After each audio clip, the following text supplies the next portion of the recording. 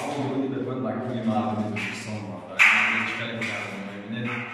روزی اولی روزی کاری شاید که برای دو سفر کردن دیگر می‌بینیم چکلی که می‌بینید همین برای سه دفتر است یک خیلی است یک همین اونا رو باید حتمی روزی کنیم و حالا باشد سرشایی کنیم چی است که باید حالی باشد موقع چیزیم حالا من منالی تاست منالی راه نیست ما همین لحظه کردیم و حالا باشد نیت کور یعنی اپ فوش بودیم خودی پاتون پستک میزنیم بعد فیگورش سر میچیم شما ببینید هیچ نمی‌تونید بسازید چون که بارو پولیش دادن که سازی نقشش پای دیزاینش ما نشون میدیم یاد میگیره هر سوالش خلاص ما هم ماشو باشه نشون میدیم شما ببینید که چه خیلی بسازید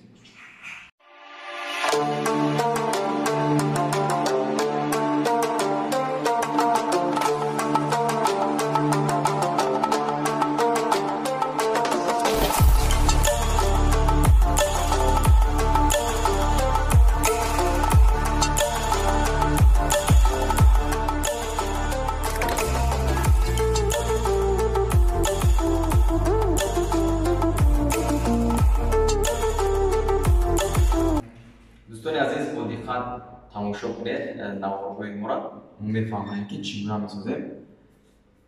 نفرش که روزی ما زدگیم چی گفتیم پروفیل ما باید چی برابر نمیشه چی سانتیمتر پارته بعد انامون چی کی پارته من میشه جلکا میکشیم جلکا چند خطوری که میره مثلا چی تو آخر چند تا 8 تا 10 میشه 10 تا جلکا میکشیم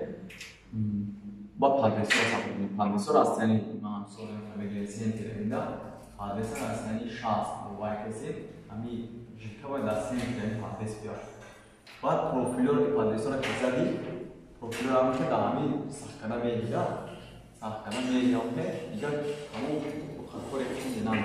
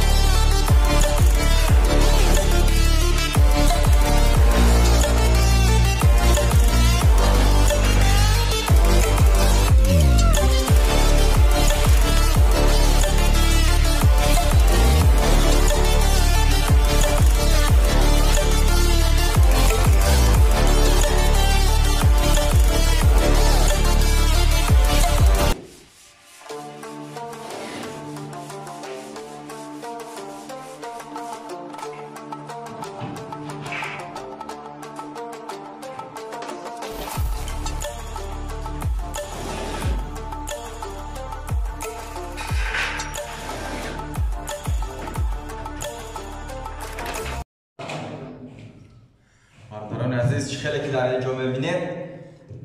ما نقشه پتالوگ رو کشیدیم انا چخیلی که میبینید نیتکه زدگیم همه یا رشته زدگیم 40 سانتیمتر از پاره دیوار بگذاریم اینجا باید خولی بماند اینجا خفاق میره اینجا باشد درمیای شلنگ میده از این طرف هم شلنگ میده از این طرف از ما میگه عرضی 40 سانتیمتر 7 سانتیمتر دیگه پیشونی رو میبریم که شلنگ در این بیاد تاکش محکم میشه و گیر بگیر کار میشه با خیلی تماشا میکنید بفهمونیم که چی نمیشه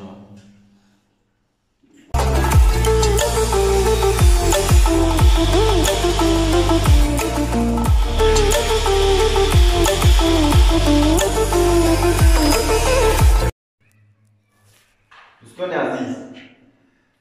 علمین خطایی که ببینید در تگ علمین چرا پروفیل را یا خدمات پروفیل را این اپلای شما در همین پروفیل ساخته این با قوت با وقتی که ساخت کردی دیساگاردون لازمش میگیری در تنه همین با علی ایسش ساخت میکنی و کاملی نه دیساگاردون رو دیساگی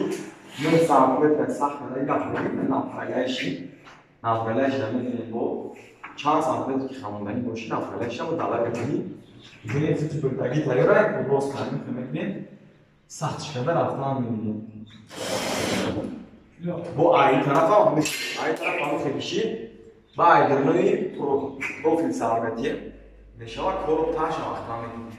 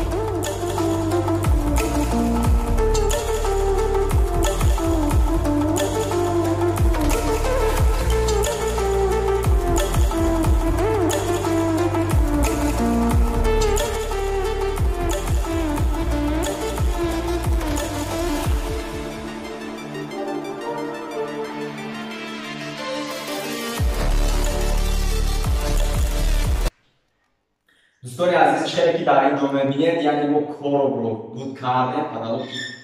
نامدارد خریده یعنی زمانوی پدالوگ‌های زمانوی است و در اینجا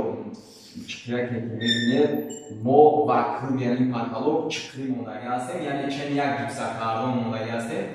وقتی که از دو طرف گلوب زدیم از این طرف گلوب زدیم از این طرف بانش و رودبان راست کردیم правильно خطی رودبان خطی راست کردیم که شدی پدالوگ والا نیاد این چکری مونده یک نیم سانتیمتر شد درون این باشد این پدالوگ خودش چی میشود کراسکای سفید میشود یعنی اموتسیای سفید میشود بین همین باشد بین 3 سانتیمتر واکوم گرفتگی است این پلاسای سیاه میشود خیلی با تاخیر نوار رو تماشا میکنید با میبینید که چیسته‌هاش همون چی کنه